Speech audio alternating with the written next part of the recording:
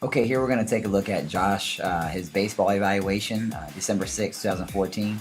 Here you're going to see him swinging full speed. We've slowed it down there, half speed. And now we're going to slow it down to 10% speed, frame by frame. And we're going to start at the beginning of the swing and take a look and see what we see. Now, as he gets ready to hit the ball, you'll see he's got a great hip load, and that's going to give him a lot of power through the ball, so that's actually really good. What we want to take a look at in this frame is his hands, though.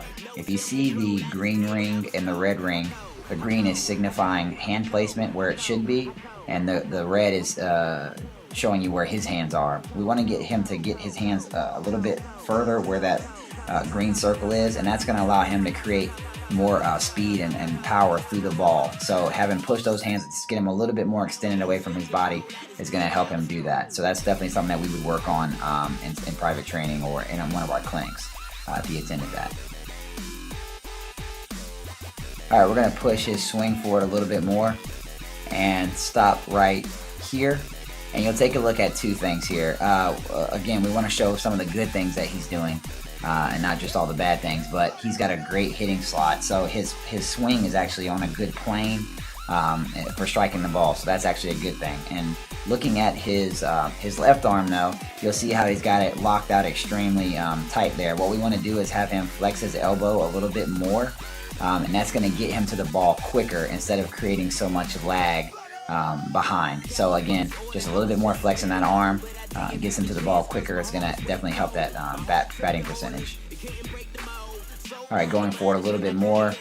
Alright, and this is one thing. You can see how he's kind of looking down at the ball. We want to get that chin a little bit more connected to that right shoulder. And he's kind of he's almost got the head straight and looking down at it, but we want to get that head turned a little bit more there. And as far as what he's done well here is his power from his back hip. So he's using his foot to generate power through his hip and push through the ball. So he's creating that's a good power move for him for that stance there. Alright, moving on to fielding. Take a look at that full speed. Alright, now we're going to slow this down.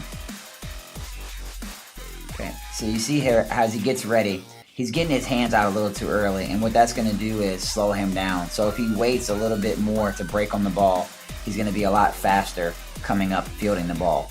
So again, just wait a little bit longer and not get the hands out so quickly, and that's going to help him get to the ball a little bit faster.